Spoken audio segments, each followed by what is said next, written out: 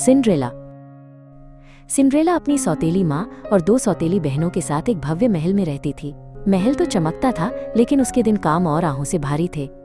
सुबह से रात तक वो फर्श रगड़ती, खाना बनाती और कपड़े सीती थी। फिर भी उसकी कोमल मुस्कान घर को गर्माहट से भर देती थी। सौतेली माँ ने उसे चिमनी के पास धूल भरे अटारी में सोने को भेज दिया। उसके कपड़े राख से मैले हो गए और बहनें उसे राख वाली लड़की कहकर चिढ़ाती थीं। हर दिन वो थके हाथों से खाना बनाती, सफाई करती और सिलाई करती थी, पर उसके शांत दिल में छोटी छोटी सपनों की रोशनी अब भी जलती रही। एक सुबह राजा का संदेशवाहक उनके दरवाजे पर आया। उसने घोषणा की कि राज्य की हर युवती को एक भव्य नृत्य समारोह में आमंत्रित किया गया है। सिंड्रेला की आंखों में आशा की कोमल चमक झिलमिलाई, पर उसकी सौतेली माँ और बहनों ने हंसकर मुंह फेर लिया। उस रात बहनें रेशम, रिबन और गहनों से दमक रही थीं। क्या मैं भी चल सकती हूँ? सिंड्रेला ने धीमी आवाज में पूछा। क्रूर मुस्कान के साथ सौतेली माँ ने उसका पुराना गाउन फाड़ डाला।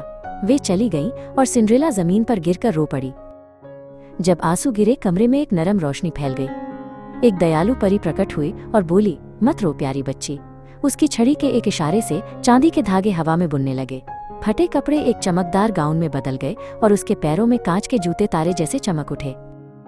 उसकी आंखों के सामने कद्दू फूलकर सुनहरा रथ बन गया। चूहे सुंदर घोड़े बने और छिपकली एक सजे हुए सारथी में बदल गई। याद रखना, आधी रात को जादू समाप्त हो जाएगा, परी ने कोमल स्वर में कहा। धड़कते दिल के साथ सिंड्रेला महल की रोशनी की ओर चल पड़ी। संगीत, हंसी और मोमबत्तियों की रोशनी से भरे हाल में गूंज उठा। सिंड्रेला के प्रवेश करते ही सारा कक्ष विस्मय से शांत हो गया। राजकुमार ने झुककर चमकती आंखों से उसका हाथ थाम लिया। वे ऐसे नाचे मानो समय स्वयं ठहर गया हो। महल की बड़ी घड़ी ने 12 बार बजना शुरू किया। घबराई हुई सिंड्रेला सीढ़ियों से भागी। उसका गाउन चांदनी सा उड़ता रहा।